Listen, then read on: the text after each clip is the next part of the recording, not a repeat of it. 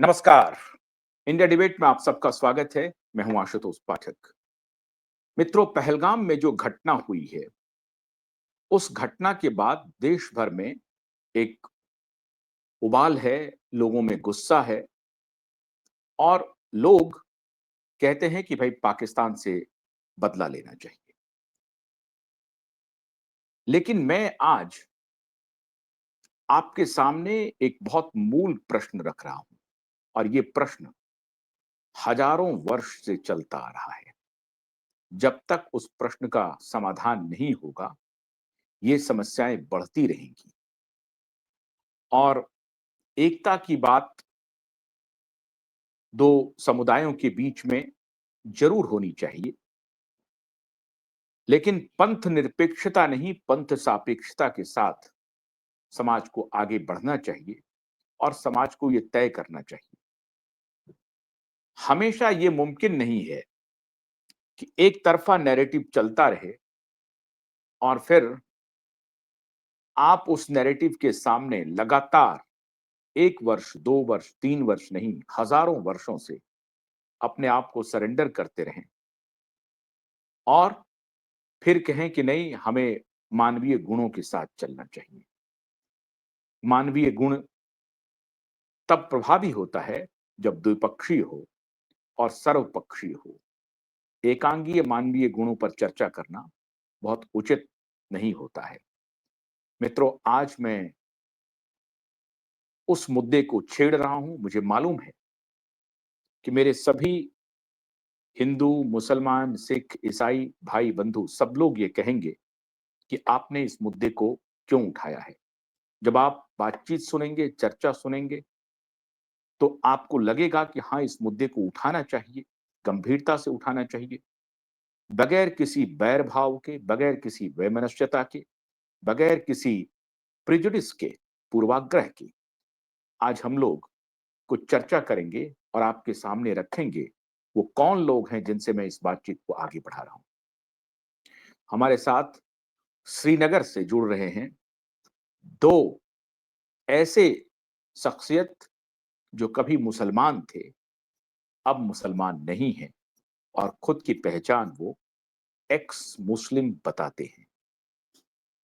आज उनसे बातचीत क्यों मौजू है, क्यों महत्वपूर्ण है, बातचीत के बाद आपको पता चलेगा। तो हम स्वागत करते हैं श्रीनगर से एक्स मुस्लिम सलीम साहब का।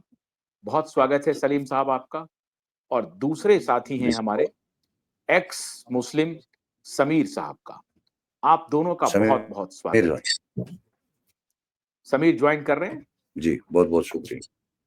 हाँ, आइए आप समीर भी आ भाई, जाइए, साथ में आप भी आ जाएं।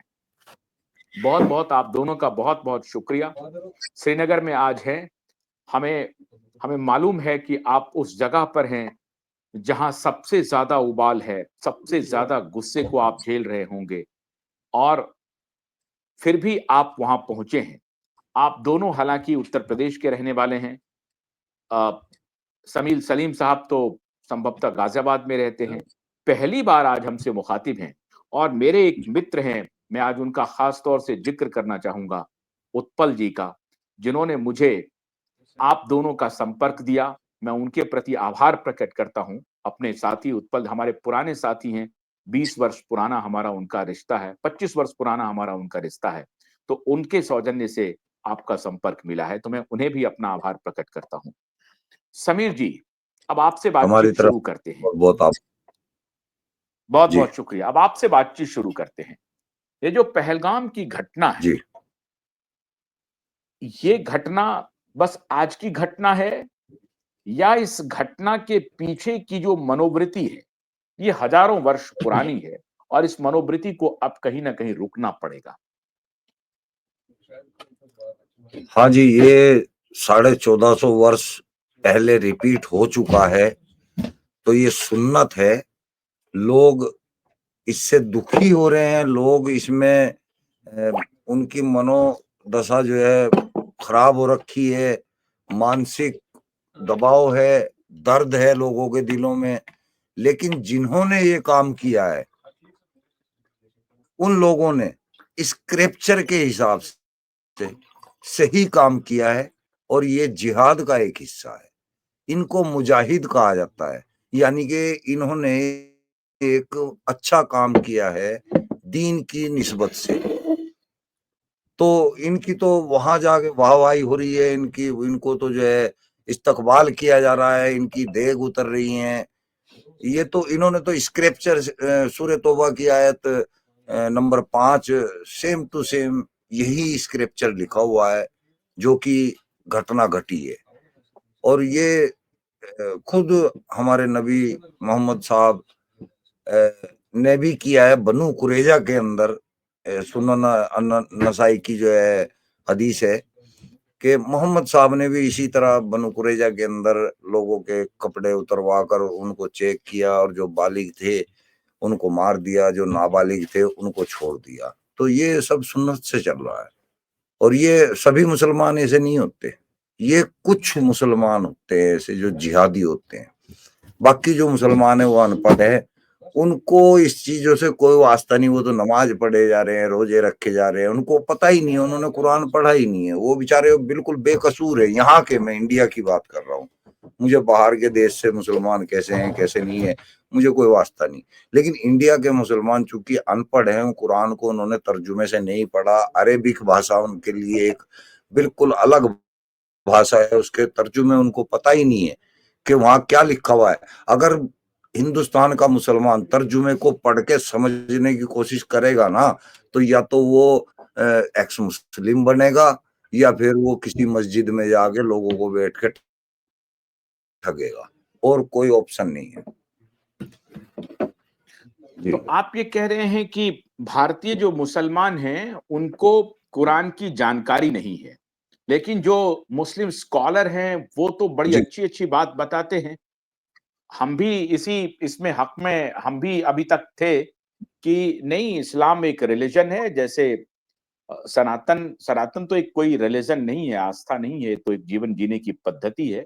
और इसीलिए जो सनातन को समझेंगे, जानेंगे, उसके बारे में अध्ययन करेंगे तो शायद सनातन के बारे में उनको जानकारी मिलेगी। लेकिन क्रिश्चियनिटी है, सिखिज्म है या जैनिज्म है, ये दो सब लोग, ये सब जो अलग-अलग आस्थाएं हैं, उस आस्था में लोगों की अपना विश्वास रहता है। तो जो पढ़े लिखे जो मुस्लिम स्कॉलर हैं, वो जो बताते हैं तो क्या वो गलत बताते हैं? सर, वो बिल्कुल गलत बताते हैं। अगर वो सही बता देंगे ना तो उनका वही असर होगा जो हमारा होने को घूम रहा है। हमारा तो कोई कुछ उखाड़ नहीं पा रहा, लेकिन उनके चीथड़े उड़ जाएंगे। वो तारिक मसूद है ना, उसने जरा सी बेचारे ने एक सच बोल दिया था कि मोहम्मद साहब अनपढ़ थे, वो अब तक अपने घर में नहीं जा पा रहे, सिर्फ इतना बोल रहा था। अगर वो लोगों को ये कह दें कि भाई ये अच्छी चीज नहीं है, ये अल्लाह का कलाम नहीं है, क्या हालत होगी उनकी। ये तो हम हैं, सरफरे हैं, जो जान के अब लोगों को बता रहे हैं। हर किसी में इतनी हिम्मत कहाँ है जी। मतलब आप ये कह रहे हैं कि जितने भी पढ़े लिखे इन्फॉर्म्ड मुस्लिम स्कॉलर हैं, वो सब सच नहीं सबको बता पता रहे है, हैं, झूठ झूठ बता रहे हैं। पता उनको है, लेकिन तो ये उनकी जिम्मेदारी नहीं है, जो इतने बड़े-बड़े विद्वान मुस्लिम स्कॉलर हैं, मुझे नहीं पता, और लोगों को नहीं जिम्मेदारी मालूम। तो है सर। सर, जिम्मेदारी तो है, लेकिन सर कटने का डर हर किसी को है। अगर वो लोगों को सच बताने जाएंगे ना कि भाई कुरान अल्लाह की किताब नहीं है, तो मुसलमान वही पकड़ के सिर के बाल पकड़ के खींच लेंगे, आजा अंदर, हम बताएंगे तेरे को अल्लाह की किताब है या नहीं है। ये है जी सिस्टम। अच्छा, वो डर से कह रहे हैं कि वो डर से नहीं बता पा रहे हैं सच। डर से भी, और दो लालच हैं उनकी। जो लाखों की कमाई है वो भी खत्म हो जाएगी, रोजी रोटी छिन जाएगी। हमने अपनी रोजी रोटी की फिक्र नहीं की, हमने अपनी जिंदगी के डर को जो है, हमने अपनी जिंदगी का डर को अहमियत नहीं दी। हम अपनी जान की बाजी लगा के बोल रहे हैं, लोगों को सच बता रहे हैं इस्लाम का। वो इतनी हिम्मत नहीं कर सकते थे। अच्छा, आपके ऊपर आरोप लग सकता है कि आपको किसी ने लालच में आपको बहकाया है, आपको फुसलाया है, आपको कहा है कि आप इस्लाम के बारे में अनर्गल बात करें, अनर्गल बात बोलें, इस्लाम की अच्छी बातें हैं, उसको नहीं बताते हैं, हर धर्म में कुछ न कुछ गड़बड़ियाँ होती हैं, उसको ना बता करके आप जो हैं, वो सारी गड़बड़ियों को बता रहे हैं, अच्छी चीज़ों को नहीं बता रहे हैं। अगर ये आरोप लगे तो ये ये आरोप अच्छी कितना चीजों को हम सही क्यों होगा? बताएं? हमें अच्छाई से लेना क्या है? जब हम तो ये सोच के चले थे कि ये अल्लाह की किताब है, अब हमने उसको पढ़ लिया, हमें पता चल गया कि ये अल्लाह की किताब नहीं है। वो चीजें हम रेफरेंस के साथ लोगों को सबको बता रहे हैं, बाकायदा कुरान और हदीस के अंदर से हम बता रहे हैं। जब अल्लाह की किताब कुरान नहीं है तो फिर मोहम्मद साहब भी रसूल नहीं है किसी के। ये तो हम अपनी तरफ से कुछ नहीं बता रहे सर, हर बात का रेफरेंस देंगे और लोगों के समझने से क्या होता है। चलो किसी को 2-4 लाख रुपए दे के देखें, वो इस तरह की बातें कर लेगा क्या पब्लिक के सामने बैठ के। कोई मुसलमान अगर है ऐसा, 5-7 लाख रुपए मैं दिलवा दूंगा किसी से, देख के बैठ के बोल लेगा क्या? पता लग जाएगा अगले को। सर ये तो अच्छा, जीवन का दांव लगाया हुआ है हमने, केवल अपने मुसलमान नस्ल को सही रास्ते पे लाने के लिए। अच्छा, आपके हिसाब से मेरी भारत मेरी में कमीज में अभी भी मेरी कमीज में अभी भी बीड़ी से बने हुए छेद हैं जो मुझे कोई लोग पैसे दे रहे हैं। अभी भी मेरी कमीज में छेद हैं, छेद वाली कमीज पहन रहा हूं मैं अभी भी। जी अच्छा, आप समीर साहब, मैं ये जानना चाह रहा हूँ कि आपके हिसाब से जब आपने इतना अध्ययन किया है और आपने अल्लाह की किताब पढ़ ली है, आपके हिसाब से वो अल्लाह की किताब नहीं है तो फिर किसकी किताब है? अभी मेरे से सवाल है आपका? जी, जी, जी। मैं आपसे सवाल है कि अगर वो अल्लाह की किताब जी नहीं है तो फिर देखिए, किसकी किताब है? जी जी ये तो साफ बात है, उसके अंदर मोहम्मद साहब के फायदे दिखाए जा रहे हैं सारे के सारे। जहां उनको जरूरत हो रही है सेक्स की और कोई बीच में रोड़ा अड़ रहा है तो अल्लाह मियाँ आयत भेज रहा है कि करने दो भाई इसको सेक्स। औरतों की कमी हो रही है तो अल्लाह मियाँ जो है सूरह अल हिजाब की आयत 50 भेज रहा है, 51 भेज रहा है कि भाई तुम किसी को भी जो मर्जी आन दो, बहन हो, ताई की हो, मामा की हो, फुप्पी की हो, सबको आन दो, मोहम्मद साहब के लिए सब जायज है। और तो और वो भी जायज है जिन्होंने किसी और से शादी कर रखी है, वो भी मोहम्मद साहब के पास बिना निकाह में, बिना मेहर के आके जो है सेक्स कर सकती हैं। ऐसी ऐसी बातें कुरान में लिखी हुई है, तो हमें तो समझ में आ रहा है कि ये मोहम्मद साहब की लिखी किताबें है, बताई हुई सब कुछ उन्हीं का कारनामा है। तो लेकिन तो इतना इतना प्रोग्रेसिव रिलीजन कहा जाता है इस्लाम को, मुझे नहीं जानकारी है लेकिन आप ही बताएं। इतना प्रोग्रेसिव रिलीजन कहा जाता है इस्लाम को, 1400 वर्षों का इतिहास है, इतने लोग इनके फॉलोअर हैं, तो सभी लोग क्या मूर्ख हैं? अच्छा अच्छा अच्छा, ये बताइए मतलब जो चीज ज्यादा फैलती है या ज्यादा में बढ़ती है, क्या वो चीज अच्छी होती है? हम्म, बड़ा अच्छा सवाल उठाया कोरोना भी आपने। बहुत तेजी से फैल रहा था, कोरोना भी बहुत तेजी हम्म, से फैल रहा था, चेचक भी बहुत तेजी से फैल रहा था। क्या वो उसको आप अच्छा कह सकते हैं? तो बुरी चीज बहुत तेजी से फैलती है, अच्छी चीज कभी भी तेजी से नहीं फैलती।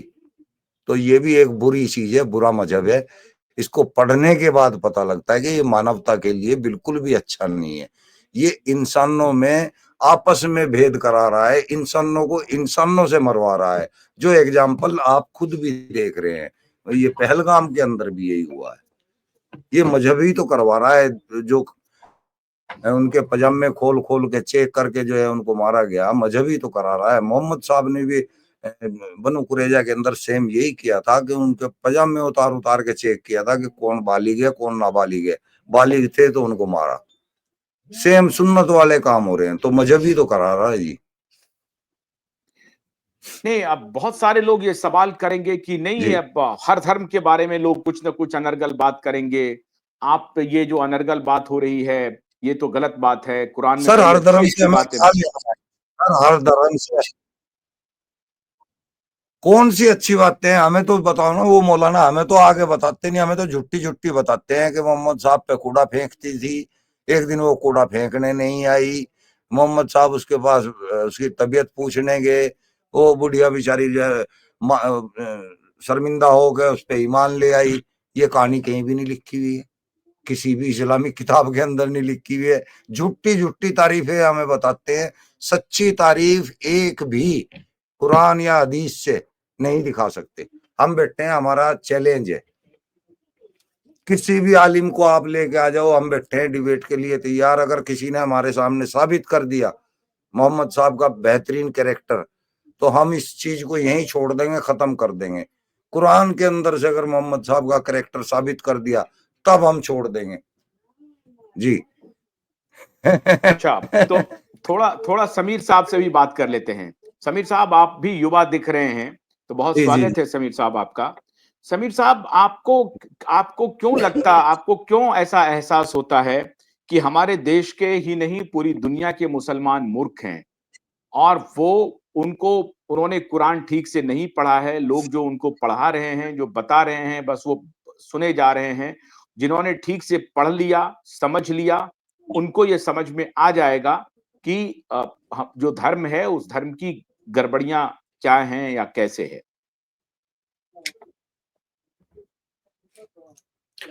सबसे पहले तो हम ये नहीं कहते हैं कि जितने भी मुसलमान भाई हैं हमारे वो सारे मूर्ख हैं, लेकिन ये बात ज़रूर कहते हैं कि हमारे जो मुसलमान भाई हैं, जो इस्लाम को एक बहुत अच्छा मज़हब समझते हैं, या मोहम्मद रसूल साहब को जो है वो एक अच्छा जो है इंसान और नबी समझते हैं। जैसे कि कुरान के अंदर आयत भी आती है कि उसवतुल हसना, बेहतरीन नमूना और रोल मॉडल बना करके हमने मोहम्मद साहब को भेजा है तमाम दुनिया के लिए, तमाम इंसानियत के लिए। तो हमारे मुसलमान भाइयों को ऐसा लगता है कि वो एक बेहतरीन शख्सियत के मालिक थे, और जैसे कि उनका कुरान के बारे में है अकीदा कि कुरान जो है वो अल्लाह की किताब है, या मोहम्मद साहब जो है वो अल्लाह के रसूल हैं। तो ये जो अकीदे हैं एक्चुअली हमारे मोमिन भाइयों के, ये इसलिए नहीं है कि उन्होंने कुरान को या इस्लाम को पढ़ा है, ये सिर्फ इसलिए है कि उनको जो उनके स्कॉलर्स ने, उनके मौलवियों ने, उनके आलिमों ने उनको बताया है, वो उतना ही सच मानते हैं और उसी को सच मानते हैं। जबकि जितने भी स्कॉलर्स हैं जिनसे मुसलमान अपना इस्लाम लेता है, वो कभी भी वो चीजें जिससे इस्लाम के ऊपर सवाल खड़े हों और हजरत मोहम्मद साहब के कैरेक्टर के ऊपर सवाल खड़े हों, या डाउटफुल चीजें जो हैं, या जो अगेंस्ट ऑफ ह्यूमैनिटी है, वो चीजें वो कभी भी नहीं बताएगा। इवन दो अगर कोई सामने से सवाल करेगा भी, कोई मुस्लिम, जैसे कि हम जैसे लोग बात करते हैं, काम करते हैं, हम लोग अलग अलग टीवी चैनल्स के ऊपर आकर के अपनी बात रखते हैं, या अपने अपने यूट्यूब चैनल्स के ऊपर से बात करते हैं, तो उनको सुनकर के अगर कोई आम मुसलमान, भोला भाला मुसलमान चला भी जाए इन आलिमों के पास पूछने, सवाल करने कि मैंने ऐसा सुना है, या किसी ने ऐसा कहा, या किसी ने ऐसा कुरान और हदीस से बताया है, तो इस पर आप कहते हैं, तो ये लोग उसको सीधा जवाब नहीं देते, एक्सेप्ट नहीं करते कि हाँ ये चीज लिखी हुई है कुरान में या ये सही है गलत, बल्कि इनको ये कहते हैं कि तुम्हें इससे कोई लेना देना नहीं है, ये तुम्हारे मतलब से बाहर की चीज है। तुमको चाहिए कि तुम सिर्फ नमाज पढ़ो, रोजा रखो और अपना दीन फॉलो करो और अल्लाह अल्लाह का नाम लो, बस दैट्स इट। वरना तुम लोग गुमराह हो जाओगे, तुम लोग इस्लाम से बाहर निकल जाओगे। ये इस तरह से डरा करके उनको बेचारों को खामोश करा देते हैं। तो हमारा कहना ये नहीं है कि सारे मुसलमान मूर्ख हैं। हमारा कहना यह है कि सारे मुसलमान अपने इस्लाम को, अपने स्क्रिप्चर को, अपनी उस किताब को जिसको वो अल्लाह का कलाम मानते हैं, उसको अपनी जबान में खुद से नहीं पढ़ते। उनका जो इस्लाम है वो एक मुल्ला का बताया हुआ है, उनका जो इस्लाम है वो अल्लाह का बताया हुआ नहीं है। क्योंकि अल्लाह का बताया हुआ जो इस्लाम है वो कुरान में है, और मुसलमान कुरान पढ़ता ही नहीं है, उसको समझता ही नहीं है, उसको जानता ही नहीं है, तो वो किसका इस्लाम फॉलो कर रहा है? उसका, जिसकी बात सुन करके वो इस्लाम को वैसा समझ रहा है जैसा वो समझता है। और ऑब्वियसली वो मुल्ला है, वो मौलवी है, वो स्कॉलर्स हैं, जिनका घर, जिनका परिवार, जिनका कारोबार ही यही है कि वो मुसलमानों को इसी तरीके से बेवकूफ बना करके रखें, उनको सच बात ना बताएं, ताकि वो इसी तरीके से मदरसों में चंदे देते रहें, मस्जिदों में इमाम को मदद करते रहें, उनका ताउन करते रहें, और उनको ज़कात देते रहें, और उनकी मस्जिदों के लिए, मदरसों के लिए, इन सब चीज़ों के लिए, तामीर के लिए वो अपना पैसा देते रहें। तो ये बिज़नेस है उनका। अगर वो ऐसा नहीं करेंगे, वो हकीकत बता देंगे, तो ये बिज़नेस तो ठप हो जाएगा ना। आज मैं मुसलमान हूँ तो मैं ज़कात भी दूँगा, मैं चंदा भी दूँगा, मैं इमदाद भी करूँगा, मदरसे बनाने के लिए भी कोशिश करूँगा। लेकिन अगर मैंने इस्लाम ही छोड़ दिया या मेरा इस्लाम से ही ताल्लुक खत्म हो गया, तो मैं क्यों मदरसे और मस्जिद बनाने के लिए मदद करूँगा? लेकिन ये आप चीज़ है इस्लाम सर। क्यों छोड़ेंगे? अगर मैं आपसे ये पूछूं कि इस्लाम क्यों छोड़ेंगे, आपको क्यों लगा कि इस्लाम छोड़ देना चाहिए? आपके दिल हर को एक इंसान आपका को हृदय जी आपके देखिए, हृदय हर एक परिवर्तन का इंसान राज क्या है? क्यों आपने छोड़ा इस्लाम? हर एक इंसान की अपनी-अपनी वजह हो सकती है, अपने-अपने रीज़न्स हुँ, हो सकते हैं, किसी भी चीज़ को सही या गलत मानने के लिए। जहाँ तक ठीक है। मेरा सवाल है, तो मेरे पास तो मल्टीपल रीज़न्स हैं, जो मैं आपको बताऊँगा हुँ, अभी चर्चा में कि मैंने क्यों छोड़ा। लेकिन अब ये देखिए कि कोई इंसान महिलाओं का बहुत सम्मान करता है, तो जब वो ये देखता है कि कुरान के अंदर महिलाओं का कोई सम्मान नहीं किया जा रहा है, उनको खेती की ज़मीन के बराबर बताया जा रहा है, जिसमें उसका जो शौहर है, उसका जो मालिक है, वो एक्चुअली लैंडलॉर्ड है, जो अपनी लैंड में, अपनी फार्म लैंड में कभी भी, कहीं भी, किसी भी तरीके से जा सकता है। जहाँ पर महिलाओं को ये कहा जा रहा है कि तुम्हारी अगर तुमको डर हो कि तुम्हारी महिलाएँ, तुम्हारी स्त्रियाँ तुम्हारी बात नहीं मानेंगी, तो तुम उनको मारो, पीटो और उनसे बिस्तर अलग कर दो। जहाँ पर उनको ये कहा जा रहा है कि एक महिला की जो गवाही है, वो मर्द के मुकाबले आधी है। जहाँ पर प्यारे रसूलुल्लाह सही बुखारी की हदीस नंबर 304 में ये कह रहे हैं कि सबसे ज़्यादा महिलाएँ जहन्नम में जाएँगी और क्योंकि ये अपने शौहर की बात नहीं मानती, लान-तान बहुत करती हैं और ये ईमान में और अकल में आधी हैं। उन महिलाओं ने पूछा कि हमारे ईमान में और हमारी अकल में क्या कमी है? तो कहा कि तुम्हारी अकल की कमी की दलील ये है कि अल्लाह ने तुम्हारी कुरान के अंदर गवाही मर्द के मुकाबले आधी रखी है।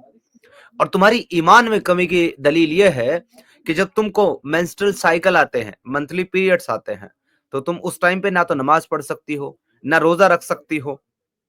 ऐसी सिचुएशन में तुम्हारा जो ईमान है, तुम्हारे जो नेक काम है इस्लाम के मुताबिक वो तुम कम करती हो, इसलिए तुम्हारा ईमान आता है। तो एक इंसान जो महिलाओं का सम्मान करना जानता है और उनकी इक्वालिटी जो है पे वो सोचता है या उनकी इक्वालिटी का पक्षधर है, जब वो ऐसे-ऐसे नैरेटिव कुरान और हदीस में देखेगा, तो ऑब्वियसली सी बात है वो इसको अच्छा नहीं समझेगा। जब एक महिला को गुलाम लौंडी बना करके मार्केट में बिकने वाली किसी चीज़ के बकदर कर दिया जाता है और ये कहा जाता है कि उसका कोई हक नहीं है, वो सिर्फ़ एक चीज़ है जो बाज़ार में बिक रही है और तुम उसको अच्छी तरीके से देख करके, हर जगह से परख करके और अच्छी तरीके से तराश करके तब तुम उसको खरीद सकते हो और मालिक को इजाज़त की ज़रूरत नहीं है। यहाँ तक कि काफ़िरों की माँ बहन बेटियाँ जब मलकल यमीन बन जाएँ यानी कि गुलाम लौंडी बन जाएँ, तो तुम जब चाहो उनके साथ जो है इंटरकोर्स कर सकते हो। तो जब ऐसी चीज़ कोई इंसान देखेगा, तो इंसानियत के खिलाफ इसको मानेगा तो इस्लाम को छोड़ देगा। तीसरा सबसे बड़ा रीज़न, जब कुरान ये कहता है कि तमाम कायनात का मालिक खालिक अल्लाह है और उसी ने तमाम कायनात को बनाया है। सारी दुनिया के इंसानों को उसी ने पैदा किया है, तो फिर ज़ाहिर-सी बात पर फिर काफ़िर भी अल्लाह ने ही पैदा किए हैं, जो अल्लाह को नहीं मानते। मुशरिक भी अल्लाह ने ही पैदा किए हैं, जो अल्लाह के सिवा किसी और की इबादत करते हैं, पूजा करते हैं। और मुसलमान भी अल्लाह ने ही पैदा किए हैं, जो सिर्फ़ अल्लाह की इबादत करते हैं। तो ये खुदा जो सारी कायनात का बनाने वाला है, ना तो कोई मुसलमान अपनी मर्ज़ी से मुसलमान पैदा हुआ, ना कोई काफ़िर अपनी मर्ज़ी से काफ़िर पैदा हुआ, ना कोई मुशरिक अपनी मर्ज़ी से मुशरिक पैदा हुआ। फिर ये खुदा ऐसा हुक्म क्यों देता है कि जो मुसलमान हैं, जो ईमान वाले हैं, उनको चाहिए कि वो इन काफ़िरों को दावत दें कि ये इस्लाम में आ जाएँ। अगर वो नहीं आते, तो उनसे जिज़िया हासिल करें, टैक्स लें उनसे, गुंडा टैक्स लें कि इसलिए कि तुम हमारे मज़हब में नहीं आ रहे हो, हमारे खुदा को नहीं मान रहे हो और अगर वो भी देने से इनकार करें, तो उनका कत्ल करो और उनकी माँ, बहन, बेटियाँ, बच्चियाँ वो सब तुम्हारे लिए जायज़ है कि तुम उनके साथ जब चाहो, तब उनके साथ सेक्स करो, इंटरकोर्स करो, उनको अपनी गुलाम लौंडी बना करके रखो और जब तुम्हारा दिल भर जाए, तो ले जा करके मार्केट में किसी सामान की तरह उसको बेच दो। जब वो ऐसी-ऐसी तालीम देता है, तो हम कैसे मान लें कि ये जो तालीम है, ये जो हुक्म है, ये उस खालिक कायनात का है, जिसने सबको बनाया, काफ़िर को भी और मुसलमान को भी। वो क्यों भेदभाव करेगा अपनी ही तो क्रिएशन में? ये कुरान, तो ये इस्लाम जो है, वो तमाम इंसानियत को 2 हिस्सों में बाँटता है।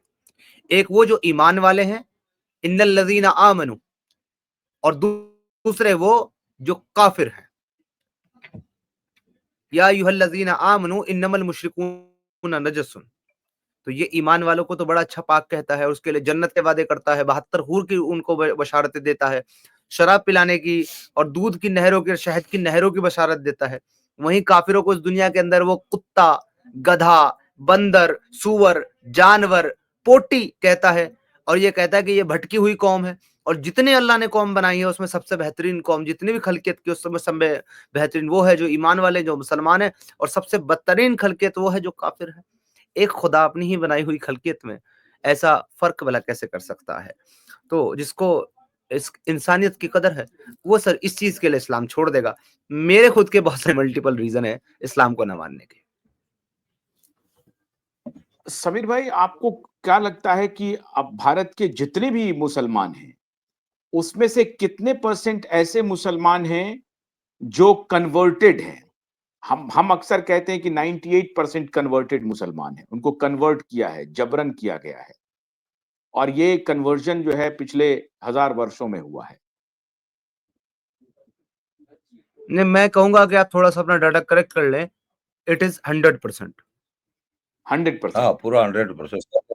पूरा इधर 100%। कोई मुस्लिम था ही नहीं इधर। कारण ये है ना कि हम में से कोई भी आप आज तो मेडिकल साइंस इतनी तरक्की कर गया है कि आप डीएनए तो टेस्ट उसका करा डीएनए सकते टेस्ट हैं। करा सकते मैं हैं। कह रहा हूं जिस हाँ, मुसलमान को ये लगता है, हाँ, जिसको लगता है कि वो अरबियों की औलाद है, जिसको ये लगता है कि वो अरब से आए उसके एंसेस्टर लोग हैं, वो अपना डीएनए टेस्ट करा लें, उसको पता चल जाएगा कि वो किसकी औलाद है, कहां से निकला है।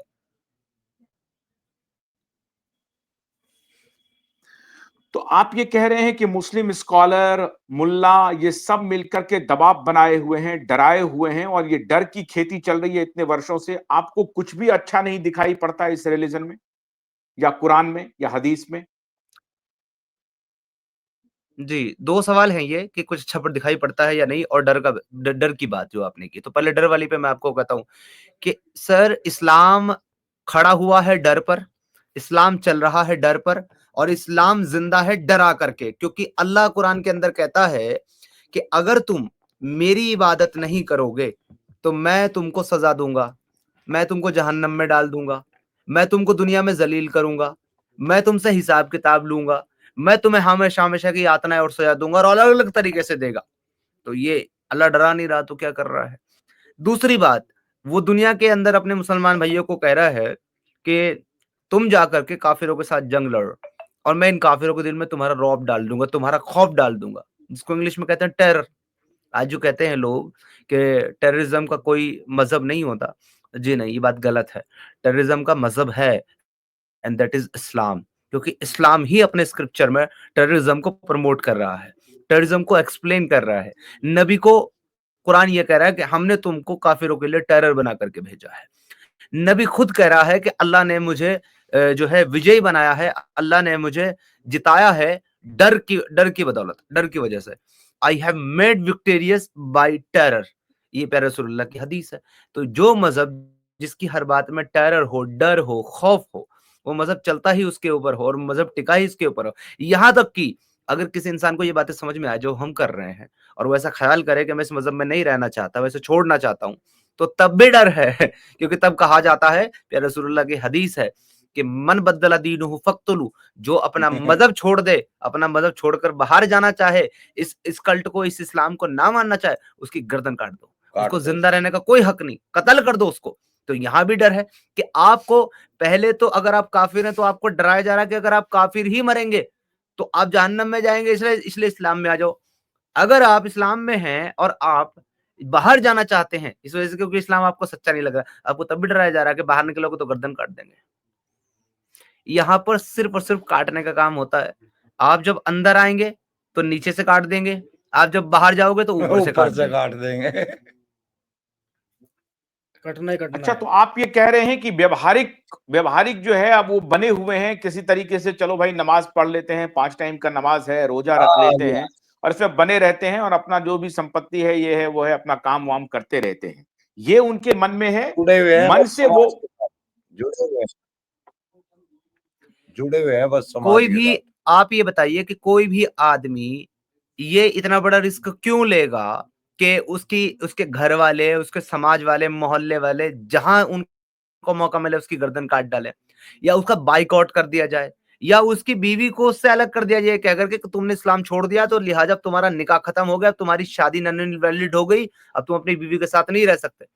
तो कौन इंसान अपना boycott, social boycott, financial boycott, इसके अलावा अपना जो है जान का खतरा लेकर के साहब ये कहने की हिम्मत करेगा कि मैं इस्लाम को नहीं मानता, इस्लाम एक झूठा मजहब है। ये तो हम जैसे चंद सरफिरे लोग हैं, सलीम साहब जैसे, एहसान साहब जैसे, मेरे जैसे, जिन्होंने कहा कि हम तो इसी बात को कहेंगे, जो सच है उसको कहेंगे, और उसका खामियाजा हमको भुगतना पड़ा। मुझे तो 4 साल नहीं हो गए तो मेरा घर छोड़े हुए। आज मेरे परिवार का कोई भी व्यक्ति मुझसे बात नहीं करता। मेरा परिवार समीर मुझसे छीन साहब, लिया गया, मेरी पत्नी मुझसे अलग कर दी गई, मेरे बच्चे मुझसे अलग कर दिए गए। हम तो कीमत चुका करके बैठे हैं। समीर साहब, आपकी बात ये जावेद अख्तर को समझ में नहीं आ रही है, आपकी बात सलमान खान को समझ में नहीं आ रही है, आमिर खान को समझ में नहीं आ रही है, सैफ अली खान ने अपने बेटे का नाम तैमूर रख लिया, तो इन्होंने कुरान आप पढ़ा जिनकी है या बात नहीं पढ़ा है? जी, मैं बता रहा हूँ। आप जिनकी बात कर रहे हैं कि इनको समझ में नहीं आ रही है, फर्स्ट ऑफ ऑल तो मैं आपको ये बता दूँ कि इस्लाम के मुताबिक ये सारे मुसलमान नहीं हैं। हाँ जी। ये मुसलमान अच्छा, ही नहीं है। जी, कैसे? कारण है कैसे? उस कई आयत अनफॉलो हो रही है ना। देखिए, सबसे बड़ी बात ये है कि मैं ये कहता हूँ कि एक इंसान गलतियाँ करता है, गुनाह करता है, उसका जो ईश्वर है, परमात्मा है, भगवान है, खुदा है, अल्लाह है, वो उसे माफ़ करता है। लेकिन कुरान वाज़े तौर पर ये कहता है, चैप्टर नंबर 4 सूरह अन-निसा की आयत नंबर 48 में, कि अल्लाह जिस गुनाह को चाहेगा अपने बंदे के गुनाह को माफ़ कर देगा। लेकिन वो कभी भी एक गुनाह माफ़ नहीं करेगा, और वो गुनाह है शिर्क का गुनाह। शिर्क यानी कि किसी को एसोसिएट करना अल्लाह के साथ, गॉड के अलावा किसी और की पूजा करना, किसी और को खुदा मानना, चाहे सिर्फ रिचुअल्स ही करना हो, चाहे झूठ-झूठ ही करना हो। अगर कोई ये काम नकल में और झूठ में भी करता है, तो वो उसके गुनाह को अल्लाह माफ़ नहीं मतलब करेगा। एक्टिंग भी अगर कर रहा है तो भी वो इस्लाम से बाहर है, अगर एक्टिंग भी कर रहा है। हमारे सलमान खान साहब गणपति विसर्जन और पूजा करते हैं। हमारे शाहरुख खान साहब जो है वो कोई भी रोल कर लेते हैं।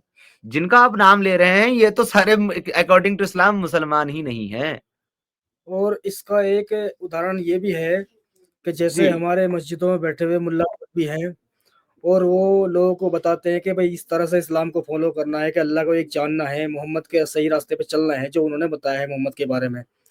तो हम जब ये चीज़ें रख रहे हैं लोगों के सामने, और मुसलमान जो निकल के आ रहे हैं, जैसे हम निकले, समीर भाई निकले, सलीम वास्तिक जी हैं, ये भी निकले हैं और भी निकल रहे हैं, और आप ये बोल रहे हैं जैसे कि सलमान खान हुआ, सोहेल खान हुआ, सलमान हुआ, सैफ अली खान हुआ, और भी ऐसे सेलिब्रिटी हैं कि वो इस्लाम से क्यों नहीं निकलते या उनको क्यों समझ में नहीं आता, ये आप पूछ रहे हैं। तो सर मैं ये कहूँगा, जैसे वो मुल्ला मौलवी मस्जिद में बैठ के अपना पेट फुलाकर, अपना झूठ बोल बोलकर अपना कारोबार चला रहे हैं, उनको पता है हकीकत है क्या, असल में इस्लाम की हकीकत है क्या। अगर वो बताएंगे तो उनकी दुकानें बंद हो जाएंगी। तो इसका उदाहरण ये भी बनता है उन सेलिब्रिटी के लिए, अगर वो इस्लाम को नहीं मानते, कहते हैं कि हम इस्लाम को नहीं मानते, तो फिर वो उनकी वो उनका नाम चला जाएगा, उनका फेम चला जाएगा, उनकी सेलिब्रिटी जितनी भी दुनिया के अंदर पॉपुलैरिटी है वो भी खत्म हो जाएगी, उनकी बाइकआउट कर देंगे उनका लोग जो उन्हें लोग फॉलो करते हैं। इसका दूसरा उदाहरण ये भी है। वैसे तो वे मुसलमान है ही नहीं इस्लाम के मुताबिक, जैसे अल्लाह कहता है कुरान के अंदर कि जो मेरे नबी के तरीके पर नहीं है वो मेरा बंदा नहीं है। और ऐसे ही नबी कहता है कि जो अल्लाह का नहीं है वो मेरा नहीं है। यानी वो अल्लाह को छोड़ के किसी मूर्ति पूजा भी कर रहे हैं वो, और फंक्शंस में भी जाते हैं। यहाँ तक कि इस्लाम में आप किसी दूसरे धर्म के फेस्टिवल वालों मनाने वालों को मुबारकबाद भी नहीं दे सकते। तो फंक्शन मनाना तो एक अलग चीज है, तो वो कहाँ से मुसलमान रह गए लेकिन फिर। लेकिन ये जो होली की मुबारकबाद देते हैं, दशहरे की मुबारकबाद देते हैं, तो वो इसलिए दे जी देते हैं क्योंकि उनका एक तो उनका जो पुश्तैनी ये है वो तो सनातनी है। मुझे जो अभी आपने कहा ना कि 100% जो भारत के लोग हैं वो सारे सारे सनातनी हैं, सारे सनातनी हैं, सारे सारे हिंदू हैं। बनाता नहीं है। अभी मान लीजिए मसलन के शाहरुख खान को कोई आदमी हिंदू धर्म का या किसी और धर्म का उसको बुलाता है अपने प्रोग्राम में, शादी में या किसी भी प्रोग्राम में बुलाता है, तो इसलिए बुला रहा है कि वो सेलिब्रिटी है। और अगर वो कहता है कि मेरा इस्लाम इसको इजाजत नहीं देता है, मैं नहीं आ सकता, तो फिर भाई साहब शाहरुख खान का खाली नाम रह जाएगा, बाकी उसकी पॉपुलैरिटी उसका ऐसा हो जाएगा दुनिया के अंदर कि वो था ही नहीं कुछ। अगर इनके अच्छा, तो सारी चीजें भी अलग अलग कर दें तो एक चीज है जिसके भी मुसलमान नहीं रहते, वो एक चीज ये है कि कुरान जो है चैप्टर नंबर 3 आले इमरान की वर्स नंबर 28 में साफ कहता है कि मुसलमानों को चाहिए, जो मुसलमान है उनको चाहिए कि वो मुसलमानों के सिवा काफिरों को अपना दोस्त ना बनाए। और जो ऐसा करेगा कि यानी कि जो मुसलमानों को छोड़कर काफिरों को अपना दोस्त बनाएगा, उसका अल्लाह के साथ कोई रिश्ता नहीं है, कोई रिश्ता उसका अल्लाह के साथ नहीं है। जिसका अल्लाह के साथ रिश्ता नहीं हो मुसलमान कैसा? सही बात। अब आप ये देख लें कि इनके दोस्त जो है, क्या वो गैर मुस्लिम, नॉन मुस्लिम, मुशरिक, काफिर, यहूदी, क्रिश्चियन है कि नहीं है? तो अगर इनके दोस्त हैं और ये दोस्ती रखते हैं लोग, कोई भी मुसलमान, तो सर वो मुसलमान नहीं है। This is the statement of Quran, not mine. मेरी नहीं है, एहसान साहब की नहीं, सलीम साहब की नहीं है कि आप कह दो कि भाई आप कौन होते हो ये कहने वाले। मैं नहीं कह रहा हूं, हम लोग नहीं कह रहे, वही किताब कह रही है जिस किताब के वो लोग मानने वाले हैं, वही कह रही है कि वो मुसलमान नहीं है। तो समीर साहब, क्या गांधी जी या इतने बड़े जो भारत के जो गंगा जमनी तहजीब वाले और हमारे बहुत काफी लेफ्ट लिबरल हमारे जो दोस्त हैं, वो सब कहते हैं कि इंसानियत सबसे बड़ी चीज होती है, मानवता सबसे बड़ी चीज होती है, हिंदू मुस्लिम भाई भाई हैं। ये थ्योरी फिर कहां से आई? या एक मॉडर्न थ्योरी है, मॉडर्न विचार है? असली असली बात पर चर्चा ही नहीं हो रही है। हिंदू मुस्लिम भाई भाई हो ही नहीं सकते, केवल मुस्लिम मुस्लिम भाई भाई है। इस्लाम केवल मुसलमानों के लिए है, ये काफिरों के लिए नहीं है। काफिरों से तो दोस्ती भी मना है। अगर आपका बेटा या आपका पिता भी काफिर हो जाए यानी कि इस्लाम को छोड़ दे, तो उससे मुतालबा खत्म कर दो। ये सूरह तौबा की 29 है, उससे 23 सॉरी उससे मुतालबा ही खत्म कर दो, उसके साथ, बल्कि उसको उससे लड़ो। तो ये तो रिश्तों में भी दरार डालता है। और ये जो आपने सवाल पूछा ना कि ये कहां से आई, तो उसका जवाब तो आपने पहले ही दे दिया एक नाम लेकर के। क्योंकि आपने सुना होगा कि ईश्वर अल्लाह तेरो नाम, सबको सम्मति दे भगवान। आपने कभी उस इंसान के मुंह से ओम हु अकबर सुना था? भगवान हु अकबर सुना था? वो तो नहीं कहा, क्योंकि उनको पता था कि चेंजेस कहां करने पर गर्दन अपनी जगह पर सलामत रहेगी और कहां करने पर कहां गिरेगी ये पता नहीं चलेगा। तो उन्होंने वही चेंज करने की कोशिश करी। उन्हीं साहब ने, मैं नाम लिए बगैर बोल रहा हूं, उन्हीं साहब ने कहा था कि यदि मुसलमान हिंदुओं को कत्ल करें, उनको मारें, तो हिंदुओं को मर जाना स्वीकार कर लेना चाहिए, मगर अहिंसा का रास्ता नहीं अपनाना चाहिए। तो हम लोग सिर्फ मरने के लिए अहिंसावादी हो जाएं कि सामने वाले आएंगे, हमारा गला काटेंगे, हम लोगों को मारेंगे और हम अहिंसावादी बने रहे। लेकिन जिस महानुभाव ने ये सलाह सनातनियों को, हिंदुओं को दी थी, उन महानुभाव ने कभी एक भी एडवाइस हमारे मुसलमान भाइयों को नहीं दी। यहाँ तक कि जिस इस्लाम की बेस के ऊपर एक कंट्री बनाई गई जिसमें लाखों लोगों को कत्ल किया गया, उनका खून बहाया गया, जब बंटवारा हुआ तो हमारे देश का, और पता नहीं कितनी माओ बेटियों की असमत जो है वो लूटी गई, उसके बाद भी जब दूसरी तरफ से ये कहा जाता है कि हमारा नया मुल्क है और उसको पैरों पर खड़ा होने के लिए हमें भारत के सहयोग की जरूरत है, तो हमें भारत के सरकारी दफ्तरों से आधा फर्नीचर और 55 करोड़ रुपए की मदद दी जाए, और भारत ने इसको अस्वीकार कर दिया। तो अनशन पर बैठने वाला व्यक्ति था जिनका आपने नाम लिया, वही थे अनशन पर बैठने वाले जिन्होंने ये कहा था कि मैं तब तक आमरण अनशन पर बैठा हूं, भूख हड़ताल पर, जब तक आप पाकिस्तान को 55 करोड़ रुपए और आधा फर्नीचर नहीं देंगे। नहीं समीर भाई, वो तो ठीक है, वो एक सनातनी थे और उनका हृदय बहुत उदार था, वो इस हिसाब से सोचते थे, कोई बुरी बात नहीं है। मेरा ये कहना है कि किसी भी देश के लिए, एक राष्ट्र के लिए हर समय कुछ ना कुछ विचार उत्पन्न होना चाहिए। क्या भारत के लिए वो वक्त आ गया है जब आप, जैसे आपने कहा कि मैं एक्स मुस्लिम कैसे हो गया, मैंने इस्लाम क्यों छोड़ा, क्या भारत के लिए वो वक्त आ गया है कि नहीं, बिना खून बहाए बैठ करके विचार विमर्श करके देखें कि कौन सा स्क्रिप्चर, कौन सा टेक्स्ट बुक, कौन सी किताब हमें कौन सी शिक्षा दे रही है और वो शिक्षा हमारे लिए उपयुक्त है या नहीं है, इस पर विमर्श करें, या इसको अंडर द कारपेट रख दें कि नहीं इसमें से कुछ लोग नाराज हो जाएंगे, दुखी हो जाएंगे, वो पहले ही तलवार उठा लेंगे, गुस्से में आ जाएंगे, आप ये क्या कर रहे हैं, वैमनस्यता फैला रहे हैं, विद्रोह कर रहे हैं, आप हिंदू मुस्लिम राइट करवाना चाहते हैं, आप दंगा करवाना चाहते हैं, और इसका खौफ दिखा करके जो असली बात है उस पर चर्चा ही नहीं होने दिया।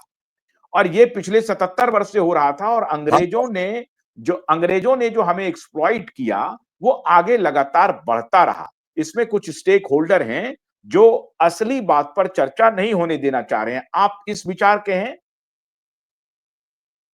हाँ, हम ये चाहते हैं, हम बार बार ये ऐलान करते हैं कि स्टेज कोई भी चुन लो, हम बड़े बड़े आलिमों से बात करने के लिए तैयार तैयार हैं, है बिल्कुल। ताकि जनता को इस्लाम का सच देखने में मिले। जब आलिम लोग हमसे स्टेज के ऊपर बैठ के इस्लाम पर चर्चा करेंगे तो दूध का दूध और दही का दही सामने हो जाएगा, तो लोग भी उसको देखेंगे। देखने के बाद लोगों को पता लगेगा कि भाई आलिम यहाँ पे कच्चे हैं, इनको वाकई में इन्होंने पढ़ तो लिया लेकिन समझा नहीं है। हम चैलेंज भी करते हैं, कितना भी आलिम छोटा हो चाहे बड़ा हो, हमारे चैनल्स के ऊपर भी डिबेट होती है।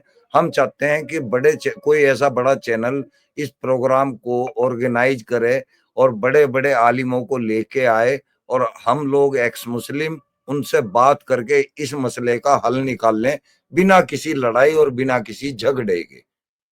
बिल्कुल हाँ सही बात बिल्कुल, कही है सलीम भाई। मैं भी कह रहा हूं कि क्या वो वक्त आ गया है जब ऐसे नहीं कि आ गया ईश्वर आ अल्लाह गया तेरो नाम, यही ईश्वर अल्लाह तेरो नाम, ईश्वर अल्लाह यही तेरो वक्त नाम है सर। कहते रहें, जपते रहें, अगर और और ये इंतजार लगातार राइट्स करोगे लगातार अगर होते और रहे। इंतजार करोगे तो हाँ, और इंतजार करोगे तो बहुत जल्दी होता ही रहेगा ये काम। ये आतंक मचता ही रहेगा, ये खून खराबा होता बात बढ़ता चला जाएगा, और ज्यादा बढ़ेगा जी। मदरसों में जो शिक्षा दी जा रही है, क्या वो सही है? लोग कह रहे हैं कि मदरसे से निकल के आए हमारे अब्दुल हमीद, मदरसे से निकल के आए हमारे जो पूर्व राष्ट्रपति थे अबुल कलाम, तो मदरसे में क्या सर, शिक्षा दी जा रही है? अब्दुल अब्दुल मदरसे के अंदर कुरान और हदीस, इसके अलावा कोई शिक्षा नहीं दी जाती। ऊपर से उनके साथ वहां पे यौन शोषण होता है बच्चों के साथ में, ये शिक्षा होती है। कुरान और हदीस की शिक्षा से एक आदमी एक वक्त का खाना नहीं जुटा सकता, और अगर वो बच्चा मदरसे ना जा करके स्कूल कॉलेज जाएगा तो वो अपने लिए भी जुटा लेगा और किसी और के लिए भी, यानी कि मदद के लायक हो जाएगा। वो सरकार की भी टैक्स से मदद करेगा, वो हर किसी के काम आएगा, वो उन्नति में भी काम आएगा। हम चाहते हैं बच्चे एजुकेशन में जाएं, मदरसों में ना जाएं, हम ये चाहते हैं। हम मुसलमानों के ही फायदे की बात कर रहे हैं, हमारा कोई फायदा नहीं है। हमें तो कोई ना कोई गोली मारने के लिए घूम रहा है, हमें क्या तो फायदा आप होगा? कोई अगर कितना रुपया हमें दे देगा कोई? मैं बताया ना, तो हमारी समीर, कमीज में भी दाग है, हमारी कमीज में भी सुराख हो रखे हैं मैं समझ जी। गया समीर जी, और सलीम जी और हमारे जो दूसरे साथी हैं, वो तीनों साथी से ये जो बात बात आई कि नहीं, हिंदू मुस्लिम भाई भाई है, गंगा जमनी तहजीब है, ये जो रैकेट फैलाया गया है, कोई क्या ये रैकेट है? ये टोटल रैकेट है? ये जानबूझ करके कुछ स्टेक हाँ जी, होल्डर्स इस ये असली मुद्दे पर ये बात ना हो, उसको अलतकैया है, छुपाया जाए? ये अलतकैया है, ये अलतकैया। ड्रामा है सर। अलतकैया समीर भाई बताएंगे अलतकैया क्या होता है। सब अलतकिया क्या होता है समीर भाई, जो मैंने बताइए। जो मैंने अभी थोड़ी देर पहले आपके सामने आयत रखी थी, मैंने जो कुरान की आयत आपको बताई थी 3 की 28, उसी में लिखा हुआ है कि अलतकैया क्या होता है। अगर पॉसिबल हो तो क्या हम अपनी स्क्रीन शेयर करके वो आयत स्क्रीन पे रख सकते हैं, ताकि किसी जी को डाउट ही बिल्कुल ना हो। बिल्कुल बिल्कुल बिल्कुल बिल्कुल शेयर करिए, बिल्कुल शेयर करिए, मैं आपके सामने ही रख देता हूँ। बिल्कुल शेयर कीजिए।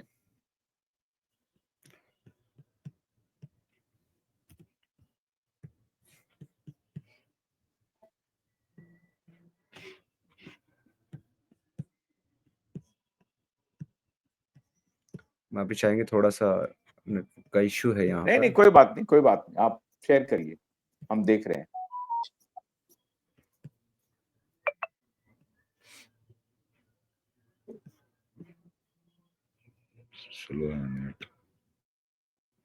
नेट स्लो है, टैब खुल नहीं रही है। दोबारा खोलते हैं। कोई बात नहीं, आप एक बार बोल दीजिए, बस वो आयत को एक बार पढ़ ही दीजिए, आप बोल दीजिए, बस इतने से काम हो जाएगा, काम लोग समझ जाएंगे। जी, हम्म, देखिए बात ऐसी है कि 3 की 28 सूरह आल इमरान की आयत नंबर 28 में लिखा हुआ है, जिसकी मैंने अभी आपको बताया था पढ़ करके, कि मुसलमानों को चाहिए कि वो मुसलमानों के सिवा काफिरों को अपना दोस्त ना बनाए, और जो ऐसा करेगा यानी कि काफिरों से दोस्ती रखेगा या मुशरिकों से दोस्ती रखेगा, उसका अल्लाह के साथ में कोई ताल्लुक नहीं है, कोई रिश्ता नहीं है। फर्स्ट ऑफ ऑल एक चीज तो ये है। उसी के बाद आगे लिखा हुआ है, लेकिन अगर किसी को ये खतरा हो और वो काफिरों के शर से अपनी हिफाजत करना चाहता हो, अपने आप को बचाना चाहता हो, अपनी जान को बचाना चाहता हो, अपने ईमान को बचाना चाहता हो, तो तब उसको छूट है। तो ये जो छूट है, ये जो डिस्काउंट है अपनी जान बचाने के लिए और अपना ईमान बचाने के लिए, सर इसी को अलतकैया कहते हैं।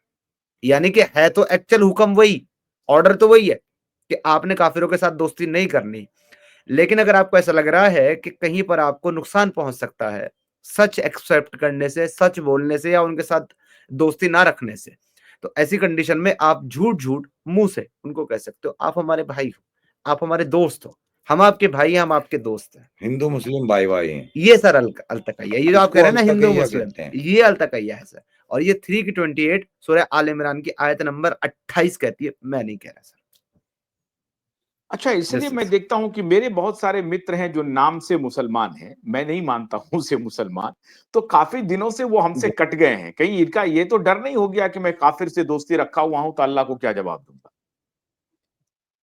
बिल्कुल हो सकता है हाँ, सर। हो सकता है उन्होंने पढ़ लिया हो, उनको पता चल गया हो इस सूरह का, इस आयत का, तो वो करेंगे, फिर उनको अमल करना पड़ेगा। या अगर नहीं करेंगे, जैसे ज्यादातर मुसलमानों का इल्म आता है, उन्होंने किसी मौलवी से सुन लिया हो। हाँ, या किसी मौलवी ने बता दिया हो कि भाई काफिरों से अच्छा, तो दोस्ती करना जो है वो लेकिन जिन्होंने काफिरों से दोस्ती कर ली, जिन्होंने काफिरों से शादी विवाह कर लिया, अच्छा शादी का क्या चक्कर है?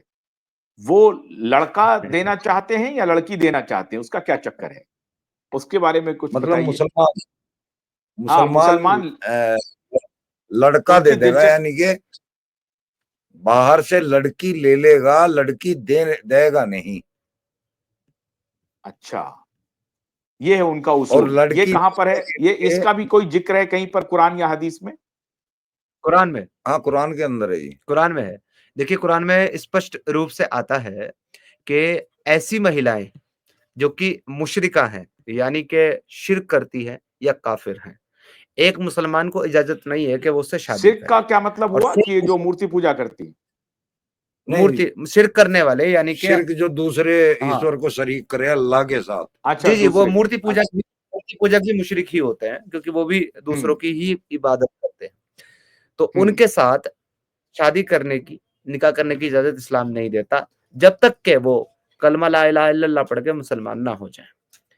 तो ये ये जो बात कलमा आपने क्या बार होता बार, है? ये कलमा क्या है? प्रोसेस है इस्लाम में आने का। प्रोसेस है, अच्छा। इस्लाम में आने की पहली सीढ़ी है ला इलाहा इल्लल्लाह मुहम्मदुर रसूलुल्लाह सल्लल्लाहु अलैहि वसल्लम। ये पहली सीढ़ी है। जब आप इसको पढ़ते हैं तो आप आधे मुस्लिम हो जाते हैं। उसके बाद जब आप कुरान पे अमल करते हैं तब आप पूरे मुस्लिम होते हैं। अच्छा, तो कोई भी महिला से जिससे आपको शादी बेसिकली करनी ये है, एक जो, मुस्लिम को शादी करनी है, वो तब तक शादी नहीं हो सकती है जब तक कि वो कलमा ना पढ़ ले। कलमा पढ़ के वो इस्लाम कबूल कर लिया, फिर शादी हो सकती है। जी जी जी। धर्म परिवर्तन। सिर्फ एक कम्युनिटी ऐसी है जिनसे हम्म, जिनसे बगैर बगैर कलमा पढ़ाए भी मुसलमान शादी कर सकता है, लेकिन सिर्फ लड़की से, लड़के से नहीं। यानी कि मुसलमान लड़की उस कम्युनिटी के, यानी क्रिश्चियन और यहूदी, ये दो कमिटी के लड़कों से शादी नहीं कर सकती मुस्लिम लड़की। लेकिन मुसलमान लड़का अगर चाहे तो एक यहूदी और एक क्रिश्चियन लड़की से शादी कर सकता है। इसके अलावा मुशरिका का अलग से जिक्र किया गया, जो मैंने आपको बताया, नहीं काफिर और मुशरिक, आइडल वर्शिपर हम्म। और इनफिडल, इनसे किसी भी हाल में शादी नहीं कर सकता ना एक मुसलमान लड़का ना एक लड़की। अगर उनको शादी करनी है तो पहले उसको कलमा पढ़ करके मुसलमान होना होगा, क्योंकि निकाह जो है इस्लाम में पहली बात तो सर शादी नहीं है, निकाह होता है। और निकाह जो है ना वो एक कंसेंट है, एक कॉन्ट्रैक्ट मैरिज है। और ये कॉन्ट्रैक्ट जो है वो दो बिलीवर्स के बीच में हो सकता है, डिसबिलीवर के बीच में नहीं। तो दोनों का बिलीवर होना जरूरी, मुसलमान होना जरूरी है, तब ये शादी हो सकती है। अगर किसी ने लव मैरिज कर ली, प्यार की बात कर ली और फिर जो है शादी कर ली और निकाह नहीं किया या उसको मुसलमान नहीं किया, तो ऐसे शादी के बारे में इस्लाम कहता है कि वो शादी हराम है। वो उनका जो पर्सनल जो रिलेशनशिप है वो जिना है, यानी कि फोर्निकेशन है। और उनसे जो बच्चे पैदा हो रहे हैं वो सारे के सारे बच्चे भी नाजायज हैं। ये सर इस्लाम का नैरेटिव है ऐसी शादियों तो के बारे में। आपने थोड़े पहले एक और बात कही थी, वो आपने जो इनकी मिसाल दी थी सेलिब्रिटीज की, है ना सर, आप देख लो ये उस हिसाब से भी मुसलमान नहीं, क्योंकि सारे के सारे काफिर काफिर लड़कियों से शादी करके बैठे हुए हैं। बिल्कुल। तो ये लोग कोई मुसलमान भी नहीं है उस हिसाब से, तो जिन्ना भी मुसलमान नहीं थे एक हिसाब से नहीं। अच्छा, मैं आपने भारत भी ये का कहा कि मुसलमान कुरान के मुसलमान नहीं है। भारत का मुसलमान कोई भी एक भी, इनमें बहुत सारी कमियां हैं। कोई अच्छा। बैंक अकाउंट खोल के बैठा है, कोई फोटो खींच रहा है, कोई हर तरीके से मुसलमान से खारिज हैं। जबरदस्ती के मुसलमान बैठे हैं बने हुए, जबरदस्ती। तो अभी आपने कहा कि नहीं, किसी धर्म, किसी टेररिज्म, टेरर जो है वो किसी धर्म का ये नहीं हो सकता है, लेकिन आपने स्पष्ट रूप से कहा कि नहीं, मजहब का नहीं हो सकता, लेकिन आपने स्पष्ट कहा कि नहीं, इस्लाम जो है वो टेरर। अगर आप इस प्रश्न को मुझसे पूछेंगे कि क्या इस्लाम जो है इस्लाम जो है उसमें वो टेररिज्म को सपोर्ट करता है, अगर आप मुझसे प्रश्न पूछेंगे तो मैं आपको साफ एक बात कहूंगा कि नहीं, इस्लाम टेररिज्म को सर सपोर्ट नहीं करता, इस्लाम टेररिज्म को पैदा करता है, टेरर देता है, टेरर, डर, दहशत। सपोर्ट तो हमारे यहाँ सेक्युलर लोग करते हैं सर उसको, टेरर को। वो मुसलमान मतलब इस्लाम फैक्ट्री है, पैदा करना इस्लाम फैक्ट्री है टेरर का, आप ये कह रहे हैं। सो दैट वे इस्लाम और टेरर एक ही है क्या? तो उस हिसाब से टेरर के बजाय इस्लाम कह दें, इस्लाम के बजाय टेरर कह दें, आप ये कह रहे हैं? नाम ही टेरर रख दो इसका बस। या आप एक काम करते हैं ना, सीधा आप आईसिस, अलकायदा, बोको हराम कह दे तब भी चलेगा। वो सेम है, इसी के ऊपर अमल है अगले का, पूरे संगठन का। अगर आप कुरान को पढ़ते हैं और आप इस्लाम को समझते हैं, तो और उसको एक वर्ड में आपको डिफाइन करने के लिए कहा जाए कि आपने जो सही इस्लाम पढ़ा और सही इस्लाम को जो आपने जाना उसे एक वर्ड में डिफाइन करें, तो मैं कहूंगा आईसिस, अलकायदा, तालिबान, बोको हराम। बोको हराम, अलकायदा, टेरर और सेक्स।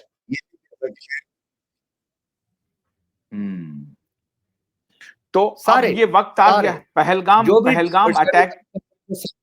पहलगाम अटैक के बाद आपका कहना है कि ये वक्त आ गया है कि इन मुद्दों पर गंभीरता से, प्रेम पूर्वक, बिना किसी वैमनस्यता के, और मैं अक्सर ये कहते रहता हूं कि हमारे जो भी अकलियत भाई बंधु हैं, वो भाई बहन हैं, वो सब सनातनी है। मैं तो इस ख्याल का हूं। मैंने 98% कहा, आप कह रहे हैं कि 100% सनातनी है। तो अब भारत में बहुत तेजी से इस मुद्दे पर विमर्श होना चाहिए, बगैर किसी वैमनस्यता की। ऐसा नहीं कि तलवार निकाल करके उनको बोलने लगे, ऐसे कर रहे हैं, ऐसे करें।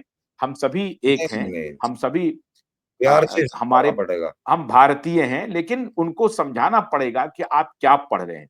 आप ये कह रहे हैं कि 100% मुसलमान जो हैं, उन्होंने ठीक से कुरान नहीं पढ़ा है। जिस दिन ठीक से पढ़ेंगे और उनकी गलतियों को समझेंगे तो शायद उनको वितृष्णा हो जाएगी इससे। आप ये कह रहे हैं? नहीं, इसमें स्कॉलर्स अलग हैं। एक्सेप्शन जो है वो स्कॉलर्स की है, क्योंकि उन्होंने एक्चुअली इस्लाम को पढ़ा है, वो इस्लाम की सच्चाई जानते हैं। मगर उनकी मजबूरी आज की डेट में इस्लाम की सच्चाई जानते हुए भी ना बताना वो ये है कि जब एक बच्चा छोटा सा होता है, 3-4 साल की उम्र का होता है, तो उसको मदरसे में भेज दिया जाता है। जब तक वो हिफज करता है उसकी उम्र 10-12 साल हो जाती है, और जब तक वो आलिम बनता है उसकी उम्र 17-18 साल हो जाती है। उसके बाद उसे किसी मस्जिद में इमाम मुतय्यन कर दिया जाता है।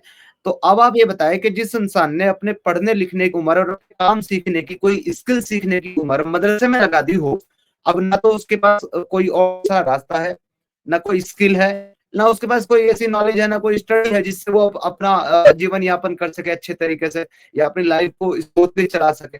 उसके पास सर इसके अलावा रास्ता नहीं है कि मस्जिद में नमाज पढ़ाए, मदरसे में जो है वो लोग बच्चों को पढ़ाए और वो बैठ करके इसी की तबलीग करे, क्योंकि इसी से उसको सब चंदा मिलेगा, तनख्वाह मिलेगी और उसको इज्जत सम्मान मिलेगा। तो वो मजबूरी उसकी करना, उसके लिए और किसी के काम के लायक वो रहा ही नहीं मदरसे में सारा टाइम, कोई दिया उसने, तो क्या करेगा सर, उसका तो मजबूरी है।